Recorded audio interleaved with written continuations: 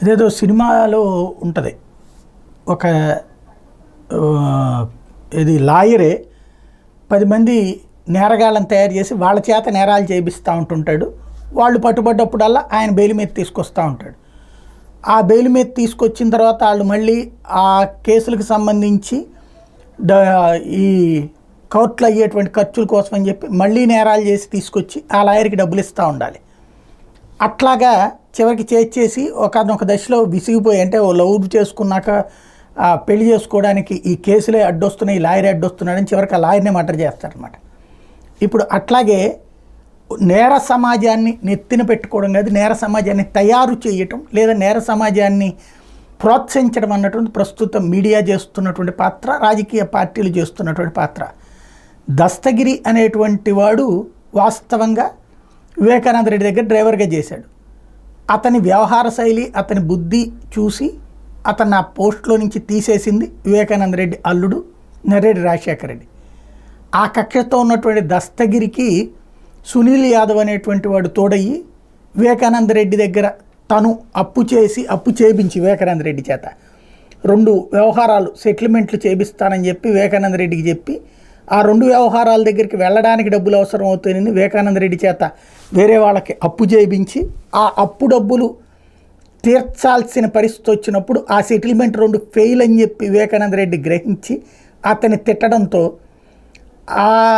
దానికి తోడు ఆ సునీల్ యాదవ్ తల్లితో వివేకానంద రెడ్డికి ఉన్నటువంటి బంధం మీద విరక్తి చెందినటువంటి వాడు తను ప్రత్యక్షంగా చంపలేడు కాబట్టి దస్తగిరిని కేకేసి ఆయన దగ్గర డబ్బులు ఉన్నాయి ఎందుకంటే అట్లా అప్పిప్పించింది ఇతని దగ్గర కూడా, ఈ దస్తగిరి వాళ్ళ బంధువు దగ్గర నుంచి కూడా అప్పిప్పించాడు కాబట్టి అతని దగ్గర డబ్బులుండి కూడా ఇవ్వట్లేదు, మనం ఏదో ఒకటి చేసి తీసుకుందాం పదా అని చెప్పేసి తీసుకెళ్ళి మర్డర్ చేయించాడు. అది అసలు జరిగిందన్నది సిబిఐ ప్రాథమిక దర్యాప్తులో తేలింది.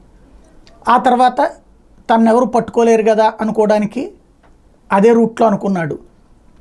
తీరా చూస్తే పట్టుబడ్డప్పటి నుంచి ఇప్పుడు ఎవరు ఎలా చెప్తే అట్లా నడవడం బిగించేశాడు. ఫస్ట్ సిబిఐకి ఏం చెప్పాడు, తన మర్డర్ చేయమని చెప్పింది సునీల్ యాదవ్, ఆ సునీల్ యాదవ్కి ఎర్రగంగిరెడ్డి తోడున్నాడు, ఈ టైప్లో నుంచి చెప్పడం బిగించేసి రూటు మార్చేసి ఇప్పుడు తన చేతన లాయర్ గారి పర్యవేక్షణలోకి వెళ్ళాడు కదా. కాబట్టి కొత్త కాన్సెప్ట్ ఏంటంటే జగనే మర్డర్ చేయించమన్నాడు అంటూ ఇంటర్వ్యూలు ఇవ్వడం బిగించేశారు. డైరెక్ట్గా జగనే నాతో ఫోన్లో మాట్లాడారు. సిబిఐ ఫస్ట్ సెకండ్ అప్రూవర్గా మారినప్పుడు కూడా కోర్టులో చెప్పని మాటలు ఇప్పుడు బయట మీడియాతో చెప్పడం ప్రారంభించాడు. తద్వారా నేరము న్యాయ వ్యవస్థకి సంబంధించినటువంటి ప్రతినిధులు కలిస్తే ఏమవుతుందన్నది సాక్ష్యం ఇది.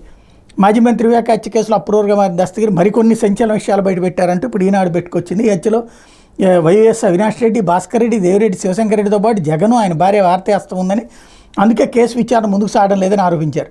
ఈ విషయం వైఎస్ఆర్ జిల్లా ప్రజలందరికీ తెలుసు అన్నారు. ఓ ఛానల్కి ఇచ్చిన ఇంటర్వ్యూలో వివేక హత్యకు ముందు నన్ను భాస్కర్ రెడ్డి ఇంటికి తీసుకెళ్లారు, అక్కడ అవినాష్ రెడ్డి, భాస్కర్ రెడ్డి, శివశంకర్ రెడ్డి ఉన్నారు, నాతో మాట్లాడుతూ వాళ్ళు చెప్పినట్టు చేయాలని కోరారు, దాంతో నేను వెనక్కి వచ్చాను. వెంటనే అవినాష్ రెడ్డి ఫోన్ ద్వారా జగన్ నాతో మాట్లాడారు, దస్తగిరి మా వాళ్ళు ఏం చెప్తే చెయ్యి, ఏమైనా ఉంటే నేను చూసుకుంటానని చెప్పారు, దీంతో ధైర్యంగా రంగంలోకి దిగాను. ఇది అతను మాట్లాడే దాంట్లో ఎక్కడన్నా ఇది ఉందా?